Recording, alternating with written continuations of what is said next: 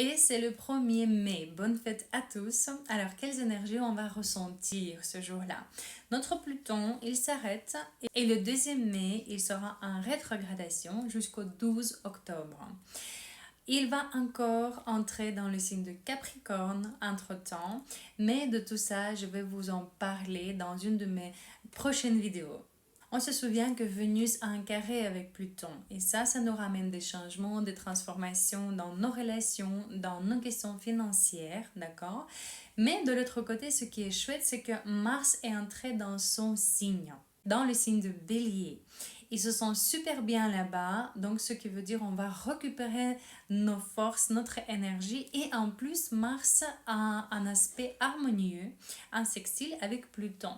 Et quand Pluton et Mars sont en harmonie, à ce point-là, ça veut dire que le courage, la résistance, la force, l'endurance, il faut multiplier par 10. Et ça, c'est les énergies qu'on va ressentir petit à petit dans les jours qui suivent.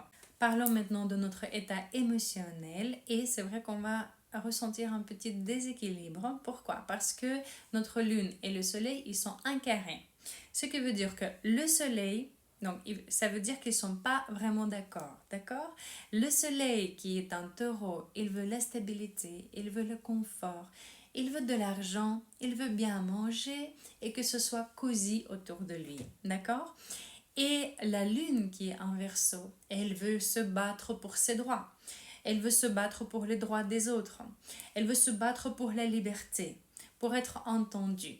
Elle veut avoir du progrès. Elle veut aller vers quelque chose de nouveau. Et même si on sort de la zone de confort, c'est pas grave. D'accord?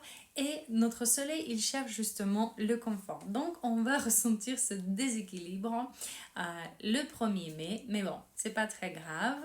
À part ça, j'espère que vous allez bien profiter de la fête. Passez un excellent mercredi.